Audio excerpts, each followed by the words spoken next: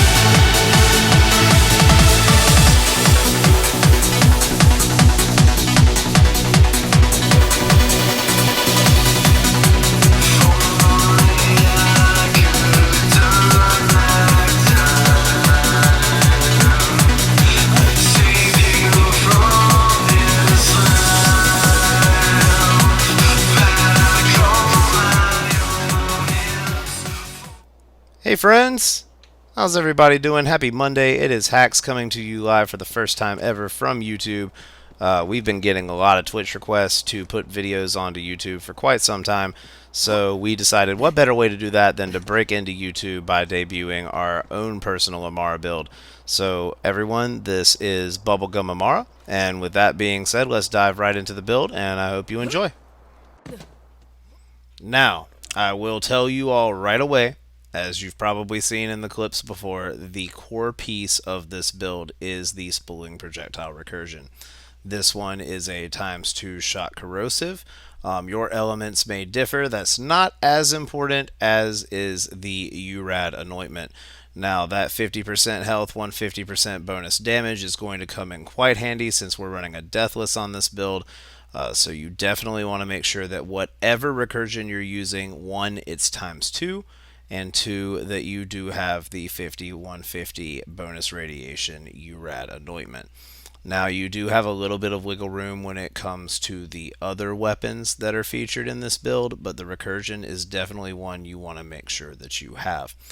Now for the other weapons, you will see that we are running a set of consecutive hits and 50-150 monarchs. I switch between the two. Personally, I'm still struggling to figure out which one I prefer, but you will notice that we do have a set of both here with this build. So we are running a corrosive, a fire, and a shock. You'll see right now that there is a complex root chilling in the inventory slot, but that was just for some testing. For the most part, we do run all three monarchs in shock, fire, and corrosive consecutive hits. Now, as far as the shield goes, you definitely have some options based on how you choose to play the game and what you prefer. I personally happen to prefer the Old God. This one is a shock Old God with ASE bonus 50 shock. That is incredibly important. You definitely want to make sure, no matter what else you do in this build, if you change it up, that you're running different ASE anointments on your shield and grenade than you're utilizing on your recursion. Here we've got a recursion that is shock corrosive. We're running it largely in corrosive, so the bonus shock damage is good for us. Now, grenades are sort of a placeholder at this point, but we are running a grenade right now. We are using the light speed, but we are using a light speed with 50% bonus incendiary. This one's not even Mayhem 10. We do have some Mayhem 10 options, but again, you just want to make sure that you're utilizing different elements. So we've got incendiary on the grenade, shock on the shield, and corrosive being the primary choice for the recursion. Now, as far as class mods go, I have had the best luck with the Phaserker. This one is a +5 into Anima, which is a great skill to have, and you'll see shotgun damage, pistol damage, and AR damage. This works really well with the recursion and the monarchs, but it also frees us up, say, if you wanted to run something different. Let's say perhaps you're a really big fan of the new Light Show pistol and you wanted to run one of those in the build. You would definitely have the option to do that and still be getting a buff from our currently equipped class mod. That is what I feel makes this class mod a very strong choice. Now, as we've mentioned before, we're running a Deathless. I will always choose the Snowdrift if given the opportunity. I love the extra speed. I think it's very beneficial. This is especially true in situations such as the Wutan encounter at the end of the Malawan takedown. We got some pretty good passives here that benefit the build. We're rocking assault rifle damage, irradiate chance, and mag size. Mag size is always great. Irradiate chance works well with the URAD anoint, and we are running a lot of monarchs, so that AR bonus is a very strong one indeed. Now, again, you have some options with gear, but that wraps up the way that I tend to play this build in most encounters. All right, so moving on to the skills, we'll start with the blue tree. In the first rung of the blue tree, we have 1 point into do harm and 5 points into violent tapestry. Now, both of these are excellent skills, but do harm does not do us near as much good as violent tapestry does, which is why we've chosen to max it out. This is a very rush stack centric build, as you probably could have guessed from the phase Zerker.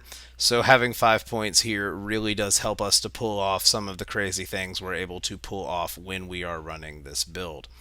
You can fiddle with these points if you really want to, but I recommend 1 point in do harm and 5 in violent tapestry. Now we are running 5 out of 5 in alacrity so that we can get that bonus reload speed. Reload speed equates to faster bullets downrange, which equates to overall more DPS. So that's the thought behind using 5 points to fill out alacrity. Now, as far as the rest of the second rung of the blue tree goes, you'll see that we've got 2 out of 3 points in Transcend. This is giving us accuracy, which, but critical hit damage is really, really strong, so we do like that. So we're putting 2 points here. Now, again, you could put another point here if you really wanted to, but we're sticking with 2 for the purposes of getting down the tree and allocating the points the way that we feel is best. We are maxing out Restless. Action skill cooldown rate, pretty self-explanatory here. We want to be grasping often, so we want that cooldown to be as tight as it can be, so we've put 5 points here. Now, moving down, we have Ascendant. Alright, so we've got an increased augment effect coming from Stillness of Mind. Stillness of Mind and Ties That Bind really is the combo at work here. So anything we can do to buff up Stillness of Mind, we definitely want to do.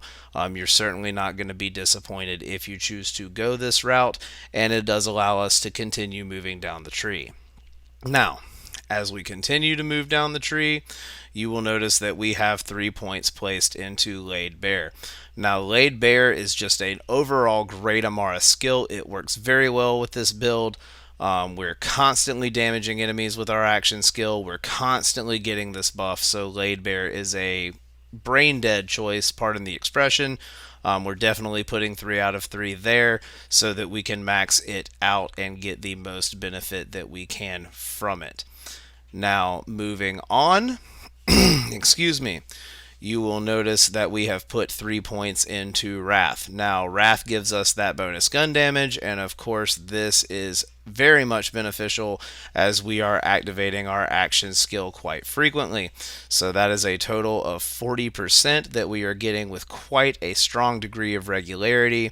Bonus damage is always good. Now we've put 3 out of 3 points into Awakening since we're getting a lot of rush stacks. We definitely want to buff up their effectiveness. That's only going to help us. And we've taken Avatar for the ability to cast a second grasp. Again, the more we're grasping, the better off we are. So this was again another no-brainer sort of skill to pick. And as a capstone for 1 point, it's definitely worth it. Now, as we move into the red tree, you're going to see some pretty straightforward things here. We've maxed out Anima and Tempest. This is pretty much a go-to for elemental-centric Amara builds. These are both great skills, and at one point there was a rumor going around where if you didn't have both of these maxed, you weren't really playing Amara to her full effectiveness. So we've definitely put 5 points into Anima. We're getting 5 from the class mod, and we've got 5 points in Tempest. Steady Hand is sort of a holdover from my spiritual driver days. You can keep this, you can mess with it. I do like the bonuses to weapon handling and accuracy. I just find them to be overall good bonuses to have. So feel free to play with that if you want to. Now, infusion is really, really strong because we're always going to be getting that shock damage from that conversion. That's going to come into play later. But that bonus shock damage, especially in the current meta with the current in-game events, is very strong. It's always good to have shock damage. So we put 1 point into infusion in order to make sure that we are always taking advantage of that bonus. Now we do have 3 points into Wildfire. We've already talked about Tempest, but talking about Wildfire, we are getting a chance to spread those status effects that are occurring quite frequently. That's bonus damage for us, and with Ties That Bind and Stillness of Mind, it comes into play heavily. So we've put 3 points here. Putting 5 points is a bit too much. 3 is a nice spot. Dread is pretty self-explanatory. We're grasping enemies quite a lot, so that bonus gun damage, you get the picture. For 1 point, this is definitely something I would recommend that you pick up and put into your own variation of the build. Indiscriminate, if the recursion didn't give it away, we love reflected projectiles. Indiscriminate is a nice way to give that bonus a little bit more of a kick in the butt. It works really well with the Monarchs as well. So we are putting 3 out of 3 points into Indiscriminate to maximize the effectiveness of that skill. We're putting 1 point into Deep Well. Bonus mag size is always great.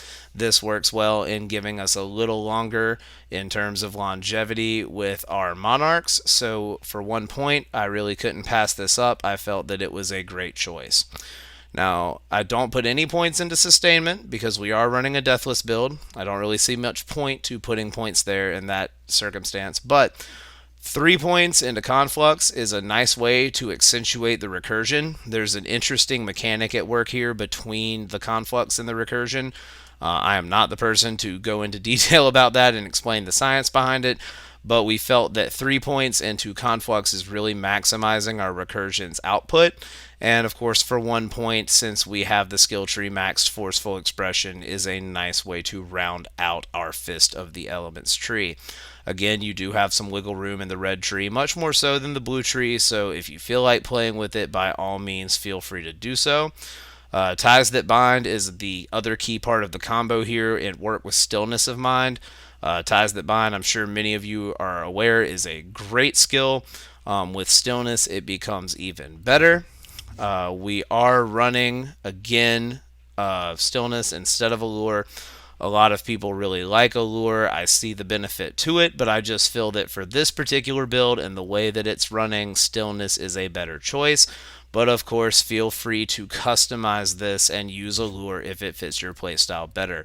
The green tree is very simple, very straightforward. We're putting 3 points into Personal Space. This is largely because we do a lot of up close and personal shooting with the recursion and the Monarch. So 3 points here to round everything out is a nice way to get up to 36% bonus damage dealt in most scenarios. So as you can see with this skill tree, we've got a lot of options open. Alright, so that brings us to our final overall ranking for the Bubblegum Amara build. Mobbing, I have no issue giving her a 9 out of 10 here. She's certainly able to take care of most mobs you'll encounter without any issue whatsoever. When it comes to bossing, she's a little bit weaker, so we're going to give her a 7 out of 10 in that department. For sustainability, she really doesn't have any issues staying alive, and when she gets knocked down, she's very quick to get back on her feet again, so we're going to give her an 8 out of 10 there. Now with gear dependency, there are some pretty staunch requirements here as far as what you're looking for with the recursion and what you're looking for with the class mod, so we're going to give her a 7 out of 10 there. This would be higher, but again, you have a certain degree of leniency when it comes to the weapons you choose to utilize other than the recursion. Overall, I think this build is a strong 8 out of 10. 7 out of 10 would be a generous verdict. She's very universal, she's very fun, and overall a great Amara build to add to your collection. So I strongly suggest that you pick this build up from me and you give her a spin. See what you think. Now, it would not be a hacks video without an official shameless self-plug. So we do build giveaways all day long over at our Twitch channel. You can find me at www.twitch.tv/H4XZZHD, where you'll see me giving away this build and many, many others. Seriously, if you're on the PS4 and you're looking for builds, please do not hesitate to stop by and ask me. Chances are I'll be able to help you out in some way. Also, if you like what you see here, please feel free to hit me up on Twitter and on Discord. So with that being said, I hope you enjoyed the video. If you do, please like and subscribe. It'll help me me get my YouTube off to a good start, and I'll either see you on Twitch or see you next time. Peace. Have a great day.